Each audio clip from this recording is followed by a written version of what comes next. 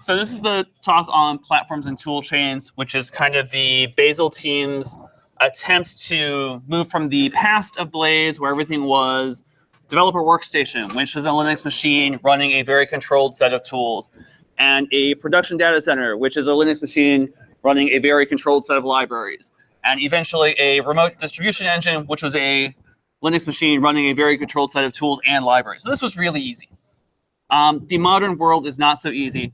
So platforms and tool chains is how we are trying to bridge that gap.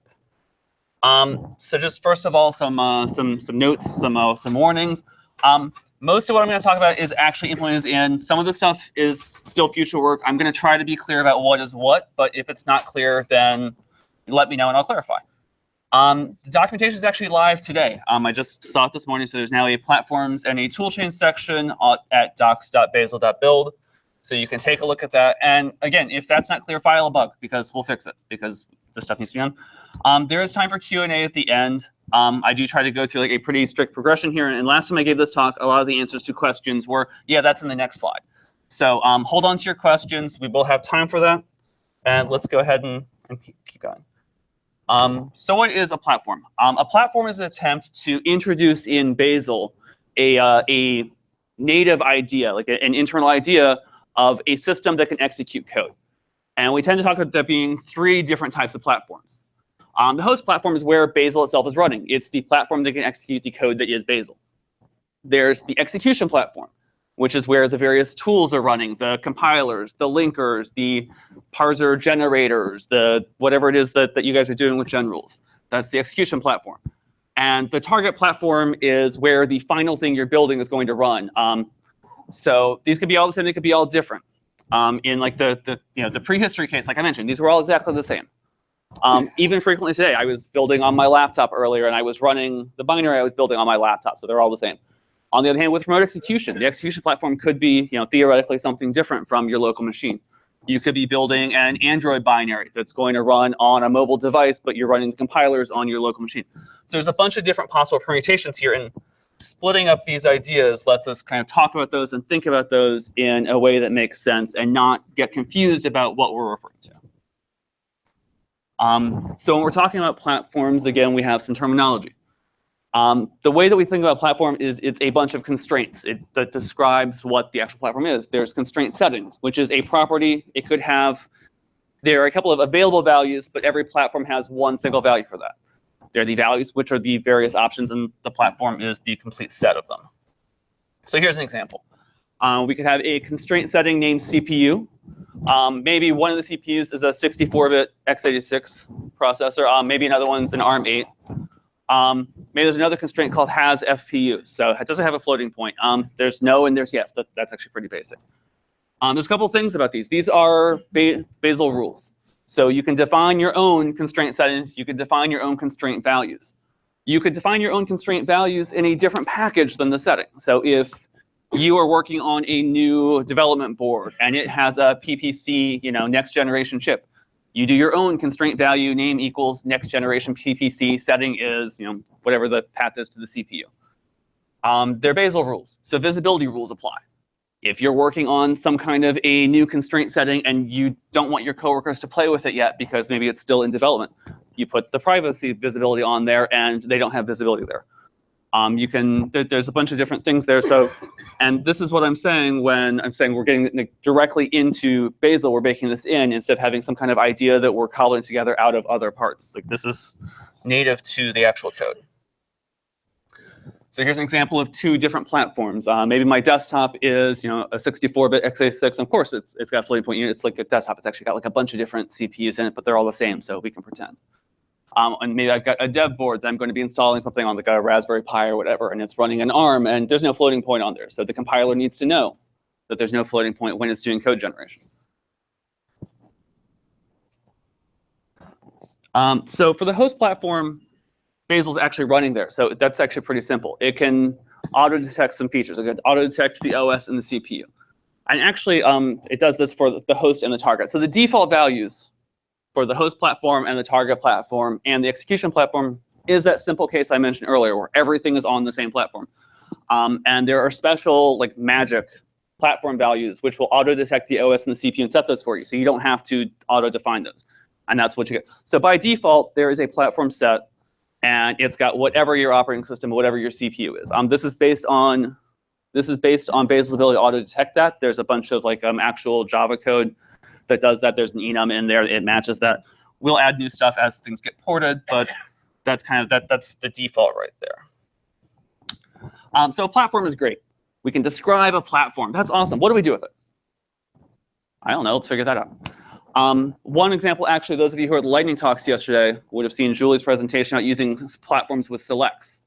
So with the work that she's done, you can now put constraint values into a config setting, use that in a select statement, and if those constraint values match the current target platform, that value will get selected, will be chosen to select. So that's one place we're doing it. The other big thing that we're working on is toolchains. Conceptually, a toolchain is just a bunch of binaries, scripts, whatever it is, and configuration values, whatever you need to actually start running actions. So maybe if it's your C++ compiler is GCC, and it needs to have this flag here to access system libraries. And it needs to have this flag here because you want all the warnings to show. Of course, you want all the warnings to show. Maybe another toolchain is a JVM compiler. So your JDK is installed here, and you've got some auxiliary tools. Bazel uses ijar and single jar for a bunch of stuff, so it needs to know where those are located. You've got a flag there that says that I'm using source level 1.9 because you're on the cutting edge. Maybe another toolchain is for Go. You want to say, this is where my Go binary is installed. I'm setting the Go OS and Go Arch variables to support where I'm compiling and what my target is. So these are all different examples of toolchains that you could be defining and you could be using in your rules. You can read the slide. We have those. We have CC toolchain. We have Java toolchain. A lot of these things exist, but they're not unified. CC toolchain is using an entirely different mechanism than Java toolchain. There's no similarity between them. CC toolchain is sitting on top of cross-tool, which everybody who's tried to do cross-compilation just winced. Java toolchain is a little bit simpler in that it just points to a Java base, and it assumes that everything's installed there and ready to go. But there's no, the way you select one, you set cross-tool top to select your cross-tool for C++, unless you're doing iOS development, in which you need iOS cross-tool top. Or maybe you're doing an Android binary and you need a completely different flag. Or maybe you're building for Java and you want to use that latest JDK, so you're passing in Java base and host Java base, and this is a lot of flags, right? So let's try to simplify things. Let's try to get a unified system, and let's try to make it a little bit easier configuration. So here's an example. I've landed toolchain support in the Rust repository. So if you're using rules Rust, you can use toolchains today. This example is not 100% what's there. It's kind of simplified for clarity, but you can kind of see the points. So a toolchain has a name. Obviously, it's a Bazel rule. It's got some compatible with. These are constraints. It describes where that toolchain can execute, what the execution platform looks like, and it describes what the target platform looks like. This one's running on x86-64. It's targeting x86-64.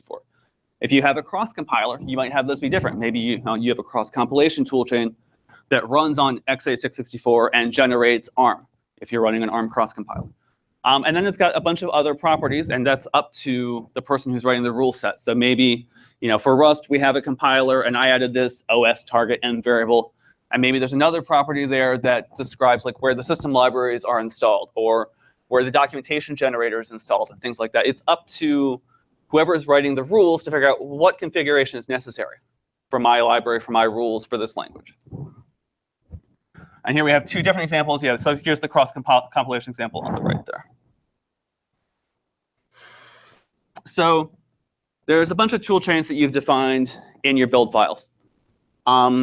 You've got a library that's coming in that's using it, like a Rust library, a Rust binary that needs to pick a toolchain. How does that happen?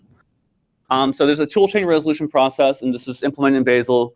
The code is not super complicated, although it's getting pretty skyframey. So we could probably use some discussion with Skyframe about that. But essentially, there are three different inputs to the process. There's the execution platform. Where is this toolchain going to run? There's the target platform. What am I trying to generate? And there's the toolchain type. Well, is this a Rust toolchain, a C++ toolchain, a Go toolchain, something else that one of you guys is going to write next week that I don't even know about? So we need to have that concept of a toolchain type. So when you're doing your build, you need to pass in some flags to describe your platforms. This is telling Bazel what I'm building for.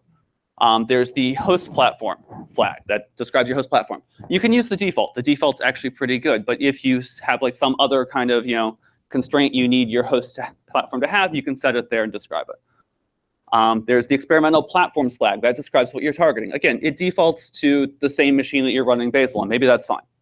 Or maybe you're cross-compiling. So then you do need to say platforms equals and then a platform that describes your ARM dev board that has no FPU.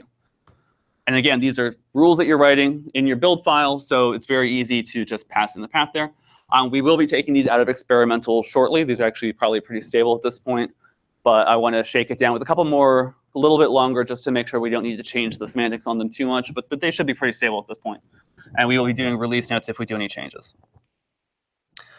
Right now, the execution platform is the host platform. Bazel is always running compilers, other tools on the host platform you're running Bazel on, unless you're using remote execution. There's a later slide about that, but obviously that kind of conceptually makes sense that we're going to eventually need a way to describe what the remote execution environment looks like as a platform so we can select toolchains.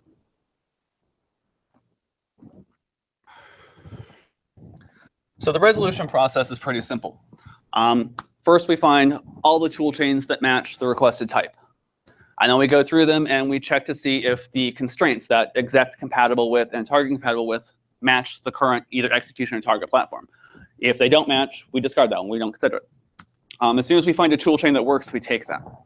So there is a priority order, and it's a deterministic process. We've said that a lot during this conference. We love deterministic processes in Bazel because we want to make sure that we get the same results from these same inputs every time you run a build. So it's very important for reproducibility that you always get the same toolchain.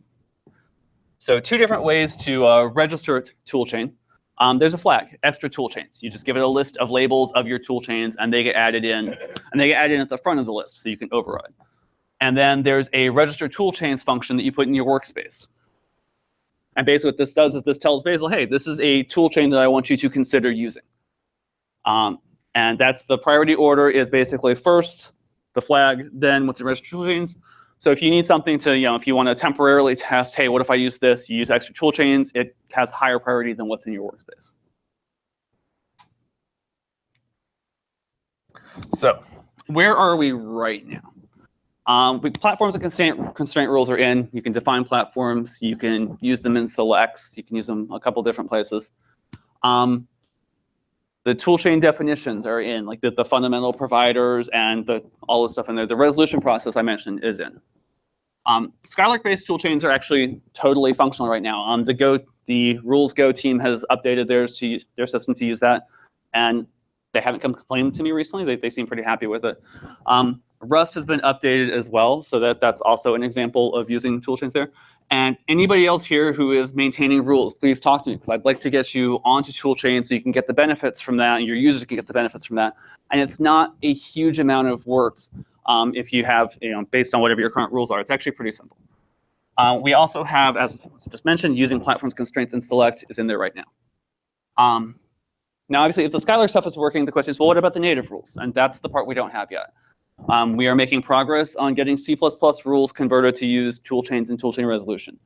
It's a lot of work. There are a lot of places where we have confused the toolchain part with the configuration part and reading from strange places.